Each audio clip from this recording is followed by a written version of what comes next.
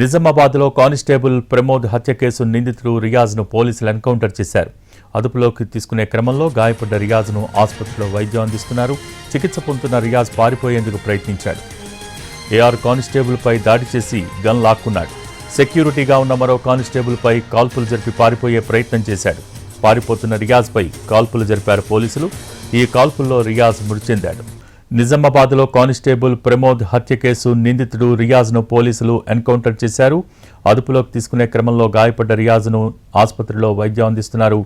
చికిత్స పొందుతున్న రియాజ్ పారిపోయేందుకు ప్రయత్నించాడు. ఏఆర్ కానిస్టేబుల్పై దాడి చేసి గన్ లాక్కున్నాడు. సెక్యూరిటీగా ఉన్న మరో కానిస్టేబుల్పై కాల్పులు జరిపి పారిపోయే ప్రయత్నం చేశాడు. పారిపోతున్న రియాజ్పై కాల్పులు జరిపారు పోలీసులు. ఇక దీనికి సంబంధించి మోర్ అప్డేట్స్ మా ప్రతినిధి బాలకుమార్ లైవ్ ద్వారా అందించేందుకు సిద్ధంగా ఉన్నారు. Balakumar, over to you.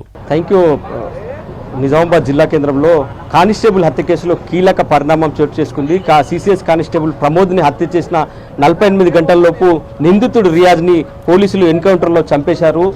ఎన్కౌంటర్లో హతం చేశారు. రియాజ్ దొంగతనం కేసులో, బైక్ దొంగతనం కేసులో రియాజ్ని ప్రమోద్ అనే కానిస్టేబుల్, సిసిఎస్ కానిస్టేబుల్ అదుపులోకి తీసుకున్నారు. అతన్ని పోలీస్ స్టేషన్కు తరలించే క్రమంలో వినాయక్ నగర్ వద్ద పెనుగులాట జరిగింది. ఆ పోలీసులతో ఘర్షణ పడ్డాడు. అనంతరం అతను కానిస్టేబుల్పై దాడి చేసి కత్తితో పొడిచి హత్య చేశాడు. ఇక ఈ క్రమంలోనే అతను తప్పించుకుని పారిపోయాడు. దాదాపు 48 గంటల పాటు పోలీసులు అతన్ని పట్టుకునేందుకు శ్రమించారు.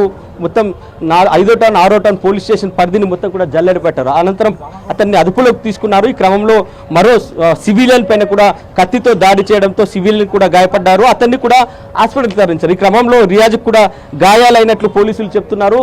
ఆ రియాజ్ని కూడా నిజామాబాద్ జిల్లా ఆసుపత్రిలో ఖైదీల వార్డు ఉంటుంది, 4వ ఫ్లోర్లో ఖైదీల వార్డులో రియాజ్కు చికిత్స నిన్న నుంచి అందిస్తున్నారు. చికిత్స పొందుతున్న క్రమం మరికాసేపట్లోనే రిమాండ్కు తరలిస్తారన్న క్రమంలో రియాజ్ ఒక్కసారిగా పోలీసుల దగ్గర ఉన్న వెపన్ను లాక్కున్నారు. ఆ వెపన్ లాక్కుని దాడికి యత్నిస్తుండగా పోలీసులు ఎదురు కాల్పులు జరిపి ఎన్కౌంటర్ చేశారు. ఈ ఎన్కౌంటర్లో రియాజ్ హతమయ్యాడు. ఇక రియాజ్కి సంబంధించి చాలా క్రిమినల్ హిస్టరీ ఉంది. దాదాపు నిజామాబాద్ పోలీస్ కమిషనరేట్ పరిధిలోనే 40కి పైగా కేసులు ఉన్నాయి. హత్య కేసులతో పాటు చైన్ స్నాచింగ్ కేసులు, బైక్ దొంగతన కేసులు, ఇలా చాలా కేసులు కూడా ఈ నిందితుని పైన, రియాజ్ పైన ఉన్నాయి. నిందితుడు రియాజ్ ఒక గ్యాంగ్ని, రౌడీ షీటర్గా ముద్రపడి ఉంది. ఒక గ్యాంగ్ని కూడా మెయింటైన్ చేస్తున్నట్లు చెప్తున్నారు. ఇక రియాజ్ని పట్టుకునే క్రమంలో అతని అనుచరులు కూడా అతని చుట్టుపక్కనే ఉన్నారు, పారిపోయేందుకు కూడా సహకరించారు. ఒక కానిస్టేబుల్పై దాడి చేసి హత్య చేసే సాహసం చేయడం వెనుక ఎవరున్నారు, అసలు రియాజ్కు సహకారం అందిస్తుంది ఎవరనే కోణంలో పోలీసులు దర్యాప్తు చేస్తున్న క్రమంలోనే రియాజ్ పోలీసుల గన్ను లాక్కోవడం, పోలీసులు కాల్పులు జరిపి అతన్ని ఎన్కౌంటర్ చేయడం జరిగిపోయింది. కొన్ని గంటల వ్యవధిలోనే జరిగింది. కానిస్టేబుల్ మృతి చెందిన 48 గంటల్లోనే పోలీసులు రియాజ్ని మట్టుబెట్టారు. అతన్ని అదుపులోకి తీసుకొని ఎన్కౌంటర్లో కాల్ చేశారని కూడా పోలీసులు చెప్తున్నారు. ఇక ఈ పోలీస్ కమిషనర్ కూడా కొద్దిసేపటి క్రితమే నిజామాబాద్ జిల్లా హాస్పిటల్కి వచ్చారు. ప్రస్తుతం పోలీస్ కమిషనర్ వాహనం ఇది. పోలీసులు పూర్తి స్థాయిలో నిజామాబాద్ జిల్లా హాస్పిటల్ని తమ ఆధీనంలోకి తీసుకున్నారు. ఎన్కౌంటర్ జరిగిన విషయాన్ని రియాజ్ కుటుంబ సభ్యులకు కూడా సమాచారం ఇచ్చారు. రియాజ్ కుటుంబ సభ్యులు కూడా హాస్పిటల్కి చేరుకున్నారు. అయితే రియాజ్ క్రిమినల్ హిస్టరీ ఉంది. ముందు నుంచి కూడా చాలా నేరాల్లో భాగస్వామ్యం అయ్యాడు. చాలాసార్లు జైలుకు వెళ్ళాడు. బెయిల్ పైన బయటకు వచ్చి మళ్ళీ సేమ్ నేరాలు చేస్తున్నాడు. కానిస్టేబుల్ని చంపడం మాత్రం ఎవరు జీర్ణించుకోలేకపోయారు. కానిస్టేబుల్ చాలా సిన్సియర్గా డ్యూటీ చేస్తాడనేది అతనికి మంచి పేరు ఉంది.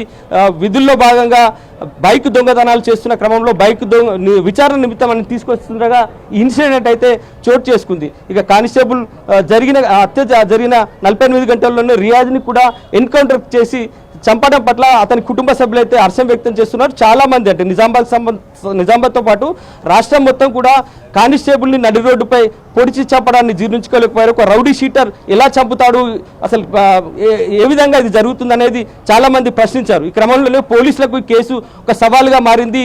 స్వయంగా డీజీపీ రంగంలోకి దిగారు. కేసును మొత్తం హైదరాబాద్ నుండి పర్యవేక్షణ చేశారు. ఇప్పుడు పోలీస్ అధికారులు కూడా 9 బృందాలను ఏర్పాటు చేసి సారంగపూర్ ప్రాంతంలో నిందితుడు ఉన్నట్లు గుర్తించి అక్కడ పూర్తి స్థాయిలో జల్లెడ పట్టారు. ఇటు డ్రోన్ కెమెరాల సాయంతో పాటు పోలీసులందరూ కూడా వెపన్స్తో ఆ ప్రాంతాన్ని అంతా కూడా గాలించారు. గాలిస్తున్న క్రమంలోనే ఒక లారీ క్యాబిన్లో తలదాచుకున్న రియాజ్ పోలీసుల కంటపడ్డాడు. అప్పుడు కూడా తప్పించుకునే ప్రయత్నం చేసుకుంటగా ఒక సివిలియన్ అతన్ని పట్టుకునే ప్రయత్నంలో భాగంగా కత్తితో అతనిపైన కూడా దాడి చేయడం, అతను గాయపడడం, ఇదే హాస్పిటల్లో అతను కూడా చికిత్స పొందుతుండడం జరిగాయి. ఇక రియాజ్ని కూడా అతను కొట్టడంతో తీవ్ర గాయాలైనట్లు పోలీసులు చెప్తున్నారు. ఈ క్రమంలోనే రియాజ్ని హాస్పిటల్లో ఉంచి చికిత్స అందిస్తుండగా పోలీసుల నుంచి వెపన్ లాక్కుండగా పోలీసులు ఎదురుకాల్పులు జరిపి అతన్ని హతమార్చారు. హాస్పిటల్ నిజామాబాద్ జిల్లా హాస్పిటల్లోని 4th ఫ్లోర్ ఖైదీల వార్డులో ఇన్సిడెంట్ జరిగింది. దీనిపైన పోలీసులు అయితే ఇప్పటికీ విచారణ అయితే చేస్తున్నారు. ఏం జరిగిందనే కోణంలో పోలీస్ కమిషనరే స్వయంగా వచ్చి విచారణ చేస్తున్నారు.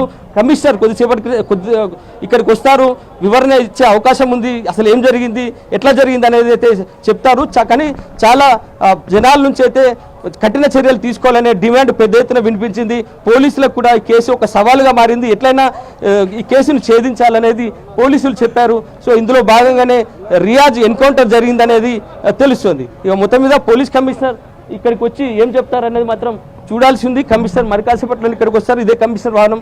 ఇక్కడ జనాలు కూడా పెద్ద సంఖ్యలో రియాజ్ ఎన్కౌంటర్ అయిన విషయం తెలిసి కూడా పెద్ద సంఖ్యలో ప్రజలు వస్తున్నారు. ఎవరిని కూడా ఈ పరిసర ప్రాంతాల్లో ఉండొద్దంటూ వాళ్ళందరూ కూడా పంపిస్తున్న దృశ్యాలు మనం చూస్తున్నాం. 4th ఫ్లోర్లో మాత్రం ఒక హైడ్రామా అయితే నడుస్తుంది. అసలు 4th ఫ్లోర్ ఖైదీల వార్డులో రియాజ్ ఉన్నాడు. రియాజ్ని చికిత్స పొందుతున్న క్రమంలో ఎన్కౌంటర్ కావడం మాత్రం జరిగింది. సో అసలు ఏం జరిగింది అనేది మాత్రం పోలీసులు చెప్తే కానీ ఇంకా పూర్తిస్థాయి సమాచారం తెలియాల్సి ఉంది. పోలీస్ కమిషనర్ వచ్చి మీడియాతో పూర్తి వివరాలు వెల్లడించే అవకాశం అయితే ఉంది. భోగి అయితే బాలకుమార్ ప్రస్తుతం రియాజ్కి హాస్పిటల్లో చికిత్స అందిస్తున్న సమయంలో అసలు ఎంతమంది పోలీసులు అక్కడ సెక్యూరిటీగా ఉన్నారు, పారిపోయే ప్రయత్నం చేయాలన్న ధైర్యం అక్కడి నుంచి వచ్చిందంటే దాని ఆ ప్రత్యక్ష సాక్షులు ఏమని చెప్తూ ఉన్నారు అక్కడ? భోగి రియాజ్కు ముందు నుంచి కూడా క్రిమినల్ హిస్టరీ ఉంది.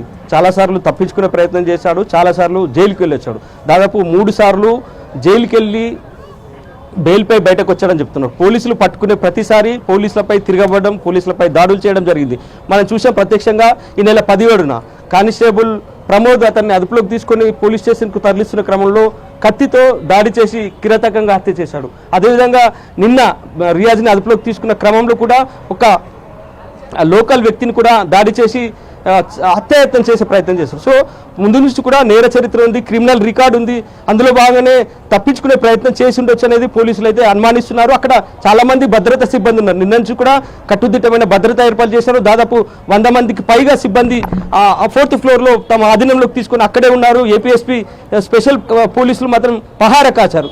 ఇంతలోనే రిమాండ్కి తరలించాలంటే అదుపులోకి తీసుకున్నామని పోలీసులు ప్రకటించిన నేపథ్యంలో 24 గంటల లోపు నిందితుడిని జైల్లో ప్రవేశపెట్టాల్సి ఉంటుంది. సో ఈ క్రమంలోనే అతన్ని ప్రవేశపెట్టేందుకు పోలీసులు ఏర్పాట్లు చేస్తుండగానే పోలీసుల గన్ లాక్కొని ఎదురు తిరగడం, పోలీసులు ఎన్కౌంటర్ చేసినట్లు కూడా చెప్తున్నారు. మొత్తం మీద ముందు నుంచి కూడా క్రైమ్ హిస్టరీ ఉండడం, అతను పోలీసులపై కావచ్చు సివిలియన్ పైన కూడా దాడులు చేసే హిస్టరీ ఉండడంతో ఆయన ఈ గన్ లాక్కునే ప్రయత్నం కూడా చేసి అందులో భాగంగానే ఎన్కౌంటర్ అయినట్లు పోలీసులు అయితే చెప్తున్నారు. ప్రత్యక్ష సాక్షులు కూడా ఇదే విషయాన్ని ధృవీకరిస్తున్నారు.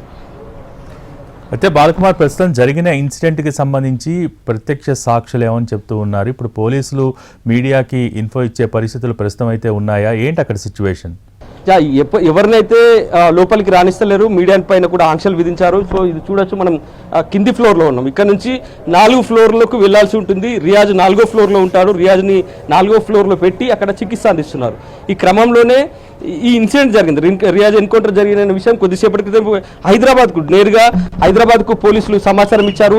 ఆ డీజీపీ కార్యాలయం నుంచి ప్రకటన విడుదలైంది. సో పోలీసులు ఇక్కడ మీడియాకు కూడా వివరాలు వెల్లడించేందుకు ఆసక్తి చూపలేదు. నేరుగా పోలీస్ కమిషనర్ విషయాన్ని తెలియగానే ఇక్కడికి హాస్పిటల్ వచ్చారు. సో మనం వెళ్ళే ప్రయత్నం చేద్దాం, ఎక్కడి వరకు పోలీసులు వెళ్ళిస్తారో అక్కడి వరకు వెళ్ళి ప్రయత్నం అయితే చేద్దాం. సో ఇది చూడొచ్చు, ఇక్కడ నుంచి 4th ఫ్లోర్ ఉంటుంది. 4th ఫ్లోర్ వరకు కూడా ఇక్కడ మొత్తం అడ్డుకునే ప్రయత్నం అయితే చేస్తున్నారు. సో చాలా పోలీసులు అయితే ప్రత్యక్ష సాక్షులు అయితే అక్కడ ఎవరు లేరు, పోలీసులే ప్రత్యక్ష సాక్షులు కాబట్టి సో పోలీసులే దీనికి సంబంధించిన పూర్తి వివరాలు చెప్పాల్సి ఉంటుంది. అసలు ఏం జరిగింది అనేది తెలియాల్సి ఉంటుంది. సార్ అసలు ఏం జరిగి ఉంటుంది సార్? మాకు చెప్తాం తర్వాత ఏం జరిగి ఉంటుంది సార్? సో ఎవరికి కూడా అంటే పూర్తి స్థాయి విచారణ తెలియదు. అక్కడ ఎంక్వైరీ ఆఫీసర్లు ఉంటారు. ఆ ఎంక్వైరీ ఆఫీసర్లకి విచారణ తెలిసే అవకాశం ఉంటుంది. ఇప్పటికే పోస్ట్ మార్టం అంటే దీనికి సంబంధించి పోస్ట్ మార్టం చేయాల్సి ఉంటుంది కాబట్టి పోస్ట్ మార్టం చేసేందుకు కూడా వైద్యులను రప్పిస్తున్నారు. సో దానికి సంబంధించి పోలీస్ కమిషనర్ పూర్తి వివరాలు తెలుసుకుంటున్నారు. ఇక్కడికి వచ్చి పూర్తి స్థాయి వివరాలు వెల్లడించే అవకాశం ఉందైతే ఉంది. భోగి అయితే డీజీపీ చెప్తున్నారు అక్కడ కనుక పోలీసులు కనుక కాల్పులు జరపకపోయి ఉంటే చాలా మంది అంటే అక్కడికి రోగులు చాలా మంది చికిత్స కోసం వస్తుంటారు, చాలా మంది ప్రాణాలు పోయేవి రియాజ్ కనుక కాల్పులు జరిపితే అని చెప్తున్నారు. సో ఒక ప్రత్యేక వార్డులో రియాజ్కి అక్కడ చికిత్స అందిస్తున్నారని పోలీసులు అయితే చెప్తూ ఉన్నారు. సో ఏంటి సిచ్యువేషన్, ఓవరాల్ యాక్చువల్ సిచ్యువేషన్ ఏ విధంగా ఉండుండొచ్చు? జిల్లా హాస్పిటల్కి నిత్యం వందల సంఖ్యలో పేషెంట్లు వస్తుంటారు. ఇది పెద్ద ఆసుపత్రి, దాదాపు రోజు ఓపీ 2000 పైచీలకు ఉంటుంది. ఇక ఫోర్త్ వార్డు కేవలం ఖైదీలకు సంబంధించే ఉంటుంది. ఖైదీలు కావచ్చు, ఏదైనా క్రిమినల్ బ్యాక్గ్రౌండ్ ఉన్న వాళ్ళని ఫోర్త్ వార్డులో ప్రత్యేకంగా ఉంచుతారు, అక్కడనే చికిత్స అందిస్తారు. ఈ క్రమంలోనే ఈ రియాజ్ కూడా మోస్ట్ వాంటెడ్ క్రిమినల్గా ఉన్నారు. రియాజ్ పోలీసులకు దొరికిన వెంటనే అతనికి స్వల్ప గాయాలు కావడంతో హాస్పిటల్కి తీసుకొచ్చారు. హాస్పిటల్లో ఫోర్త్ వార్డులో ఉంచి చికిత్స అందిస్తున్నారు.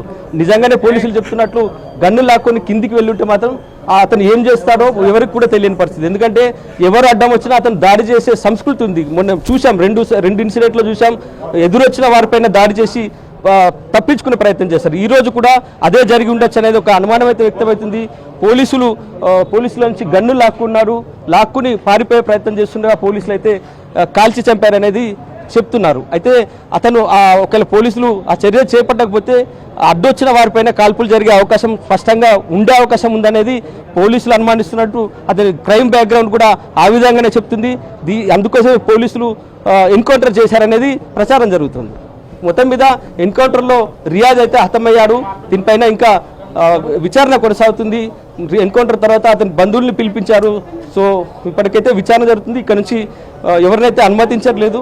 చూడాలి పోలీస్ అధికారులు వచ్చి ఏం చెప్తారు, ఇన్సిడెంట్ ఎట్లా జరిగిందనేది ఏం వివరిస్తారనేది చూడాల్సి ఉంది. గోవింద్ర. Thank you Balkumar. నిజామాబాద్లో కానిస్టేబుల్ ప్రమోద్ హత్య కేసు నిందితుడు రియాజ్ను పోలీసులు ఎన్కౌంటర్ చేశారు. అదుపులోకి తీసుకునే క్రమంలో గాయపడ్డ రియాజ్ను ఆసుపత్రిలో వైద్యం అందిస్తున్నారు. చికిత్స పొందుతున్న రియాజ్ పారిపోయేందుకు ప్రయత్నించాడు. ఏఆర్ కానిస్టేబుల్పై దాడి చేసి గన్ లాక్కున్నాడు.